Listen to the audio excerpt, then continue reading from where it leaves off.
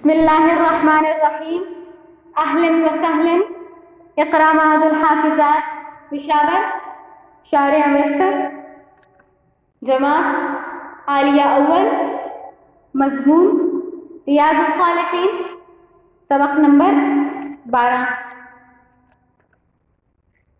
باب نمبر 3 باب الصبری، صبر کے بیان میں. قال اللہ تعالی یا ایھا الذین آمنوا اصبروا وصابروا. ترجمہ دیکھیے، اللہ تبارک و تعالیٰ کا ارشاد ہے، اے اہل ایمان ثابت قدم رہو اور استقامت رکھو. آیت کا شان نزول. علامہ ابن جوزی رحمہ اللہ نے لکھا ہے، اس آیت کا شان نزول ایک نماز کے بعد دوسری نماز کے انتظار کرنے کے بارے میں ہوا ہے. آیت میں دیکھیے، یا ایھا الذین آمنوا اصبروا. اصبروا صبر سے ہے، اس کا لفظی معنی روکنے اور باندھنے کے ہیں، اور اصطلاح ہے قرآن و سنت میں نفس کو خلاف طبع چیزوں پر جمائے رکھنے کو صبر کہا جاتا ہے. علماء نے صبر کی 3 اقسام بیان کی ہیں. نمبر 1 صبر علی الطاعات، یعنی جن کاموں کا اللہ تعالیٰ نے اور اس کے رسول صلی اللہ علیہ وسلم نے حکم دیا ہے ان کی پابندی، خواہ طبیعت پر کتنی ہی شاق ہو لیکن اس پر نفس کو جمائے رکھنا. نمبر 2 صبر علی المعاصی، یعنی جن چیزوں سے اللہ تعالیٰ اور اس کے رسول صلی اللہ علیہ وسلم نے منع فرمایا ہے وہ نفس کو کتنی ہی اچھی اور لذیذ معلوم ہو لیکن نفس کو اس سے روکنا. نمبر 3 صبر علی المصائب، یعنی مصیبت و تکلیف پر صبر کرنا، حد سے زیادہ پریشان نہ ہونا، اور ان سب کو صبر کہا جاتا ہے. علامہ قتادہ رحمہ اللہ فرماتے ہیں مراد اللہ تعالیٰ کی اطاعت پر صبر کرنا ہے، اور علامہ کلبی رحمہ اللہ فرماتے ہیں بلا و مصیبت پر صبر کرنا مراد ہے. وصابروا یہ بھی صبر سے ہے، اس کے معنی ہے دشمن کے مقابلے میں ثابت قدم رہنا. پہلے عام صبر کا حکم ہے، اب اس میں خاص صبر میدان جنگ کے صبر کا بیان ہے. آگے دیکھیے، وقال اللہ تعالی وَلَنَبْلُوَنَّكُمْ بِشَيْءٍ مِّنَ الْخَوْفِ وَالْجُوعِ وَنَقْصٍ مِّنَ الْأَمْوَالِ وَالْأَنفُسِ وَالثَّمَرَاتِ وَبَشِّرِ الصَّابِرِينَ. ترجمہ، اللہ تبارک و تعالی نے فرمایا اور ہم تمہیں آزمائیں گے کسی قدر خوف اور بھوک اور مال اور جانوں اور میموں کے نقصان سے. وبشر الصابرین، اور تم صبر کرنے والوں کو خوشخبری سنا دو. مطلب آیت کریمہ کا یہ ہے کہ ہم امت محمدیہ کا امتحان لیں گے، پھر دیکھیں گے کہ اس بلا پر یہ بھی صبر بھی کرتے ہیں یا نہیں. اس لیے جب بھی آزمائش آئے تو اس پر صبر کرنا چاہیے، پریشان نہیں ہونا چاہیے. آیت میں دیکھیے، بشیئن، بشیئن میں تنوین تنکیر کے لیے ہے کہ مصائب دنیا میں بہت ہیں مگر ہم ان پر معمولی سی بھیجیں گے، اس پر پریشان نہیں ہونا چاہیے. پھر پریشانی کے بعد اللہ کی طرف سے درجات بلند ہوتے ہیں. من الخوف، حضرت عبداللہ ابن عباس رضی اللہ تعالیٰ عنہما کی بقول اس سے دشمن کا خوف مراد ہے، اور ایک قول یہ ہے کہ اس سے اللہ جل شانہ سے خوف کھانے والے مراد ہیں. الجوع، اس میں بھی 2 قول ہیں. نمبر 1 قحط سالی مراد ہے، نمبر 2 رمضان کے روزے مراد ہیں. وَنَقْصٍ مِّنَ الْأَمْوَالِ، اللہ کی طرف سے امتحان ہوتا ہے، مال میں کمی آ جاتی ہے. بقول امام شافعی کے زکوٰۃ اور صدقات مراد ہیں. وَالْأَنفُسِ مراد امراض ہے. والثمرات اولاد کا مر جانا، کیونکہ یہ بھی آدمی کے دل کا حل ہے. یہ جو کچھ صدقات وغیرہ میں صدقہ ہے یعنی عشر آتا ہے وہ مراد ہے. آخر آیت میں دیکھیں، وبشر الصابرین، جو ان تمام آزمائشوں میں صبر کرتے ہیں اور ثواب کی نیت کرتے ہیں ان کے لیے اس پر اجر ملے گا، ایسے لوگوں کو خوشخبری دی گئی ہے.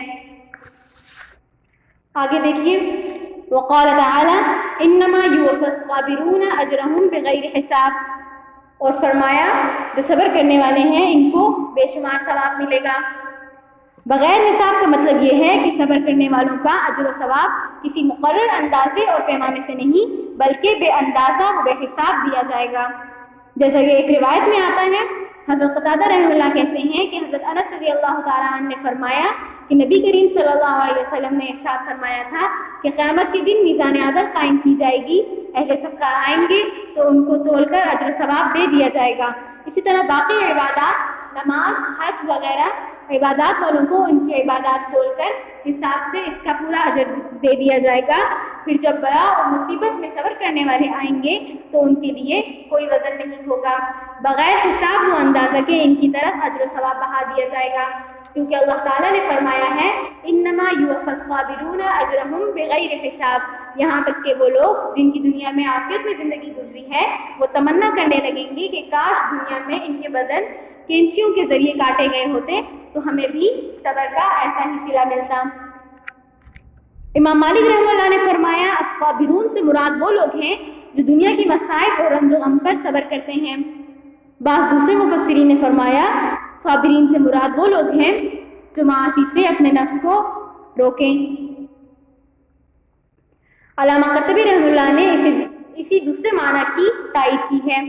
امام اوزاعی رحمہ اللہ حضرت علی رضی اللہ تعالیٰ عنہ سے نقل فرماتے ہیں کہ ہر عبادت کرنے والے کو اندازے یا وزن کر کے اجر دے دیا جائے گا مگر صبر کرنے والوں کو بغیر حساب کے ملے گا. آگے دیکھیے وقال تعالی وَلَمَنْ صَبَرَ وَغَفَرَ إِنَّ ذَلِكَ لَمِنْ عَزْمِ الْأُمُورِ. اور فرمایا جو صبر کرے اور قصور معاف کر دے تو یہ ہمت کے کام ہیں. مطلب یہ ہے کہ جس نے ظالم کے ظلم پر صبر کیا، انتقام نہیں لیا بلکہ معاف کر دیا تو یہ صبر اور عفو شرعاً مطلوب ہے. ایسا آدمی افضل الناس ہے، انتقام اور بدلہ نہ لیں. بعض مفسرین رحمہ اللہ نے یہ قاعدہ بیان کیا ہے کہ بدلہ لینا کہاں افضل ہے اور صبر اور عفو کہاں افضل ہے. لہذا جہاں پر خطرہ ہو کہ ظالم کو معاف کرنے سے آدمی میں جرأت بڑھ جائے گی اور پھر وہ مزید لوگوں کو ستائے گا تو اس صورت میں انتقام لینا افضل ہوگا. اور اگر ظلم کرنے والا اپنے فعل پر نادم ہو اور مزید اس کے ظلم کے بڑھنے کا خطرہ نہ ہو تو اس صورت میں آیت والا حکم ہوگا کہ معاف کر دے، بدلہ نہ لینا افضل ہوگا.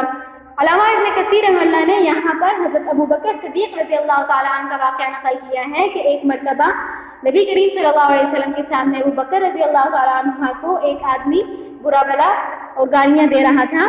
ابو بکر رضی اللہ تعالیٰ عنہ خاموشی سے اس کی باتوں کو سنتے رہے، مگر جب وہ حد سے تجاوز کرنے لگا تو حضرت ابو بکر رضی اللہ تعالیٰ عنہ نے بھی اس کو کچھ کہا.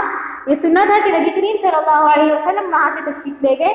حضرت ابو بکر رضی اللہ تعالیٰ عنہ نے آپ صلی اللہ علیہ وسلم سے پوچھا کہ آپ کہاں تشریف لے گئے؟ فرمایا کہ جب تک تم خاموش تھے فرشتہ جواب دے رہا تھا اور جب تم نے جواب دیا تو وہ فرشتہ چلا گیا.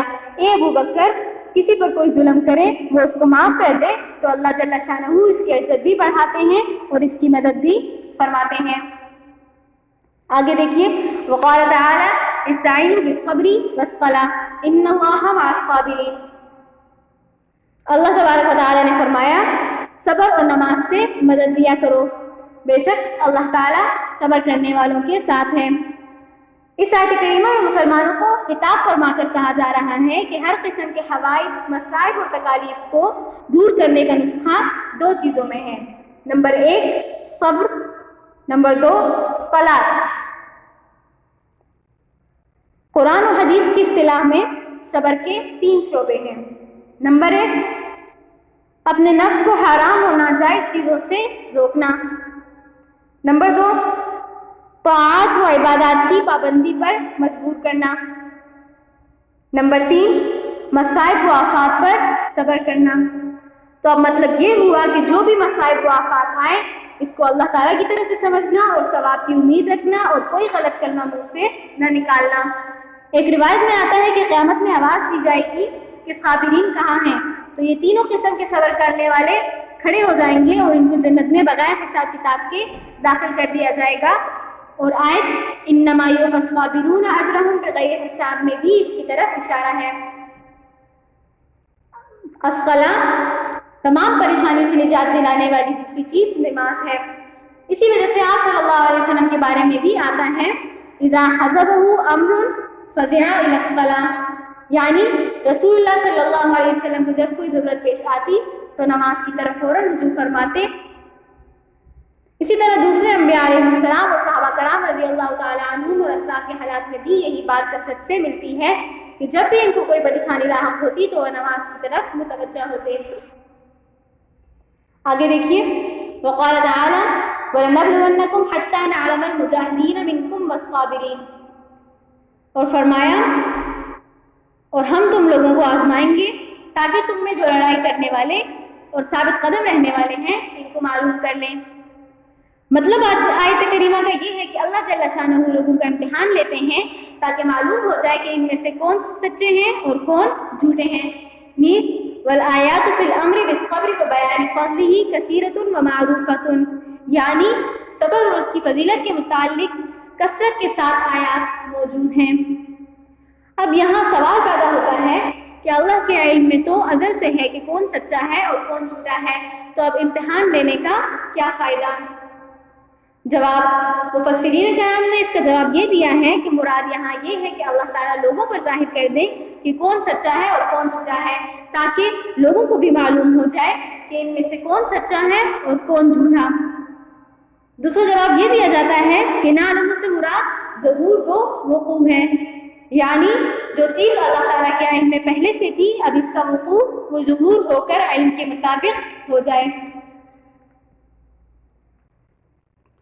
یہ ہمارا آج کا سبق ہے، اسے اچھی طرح سمجھ لیجئے اور نوٹ کر لیجئے۔